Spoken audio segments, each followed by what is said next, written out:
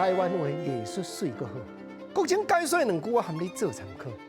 解说，解文说理。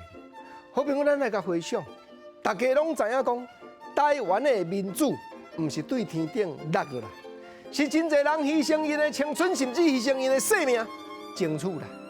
咱嘛知影讲，过去极权的时代，白色恐怖，卡袂着就掠人，讲你是匪谍，有诶较硬气的，掠起咧刑啊，讲你毋通起兵我造反，起兵。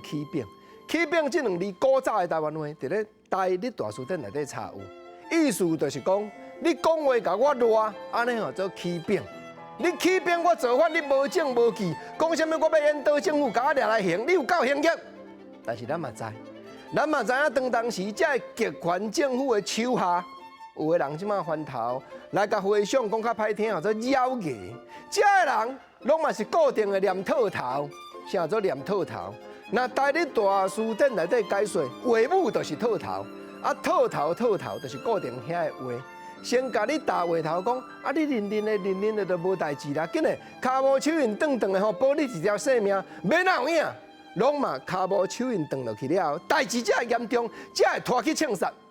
所以国情头拄我咧讲，有诶气魄较好，较有骨气的，讲无，阮单纯开读册会是交换知识。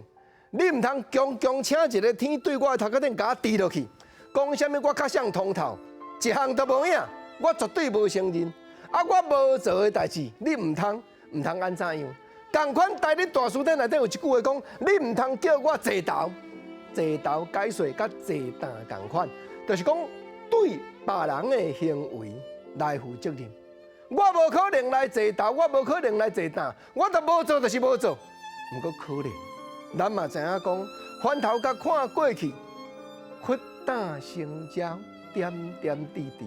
有真侪人真正像国生所讲的，牺牲因的性命。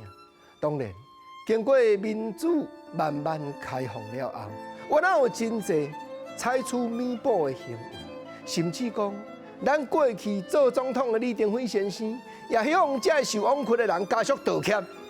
啊，毋过青春一去不再回。但大时代内底有真侪这小人物，真正值得咱来笑念。高雄今日用因的过程，整理台日大书典内底运用到台语的用词，甲你互相研究甲探讨。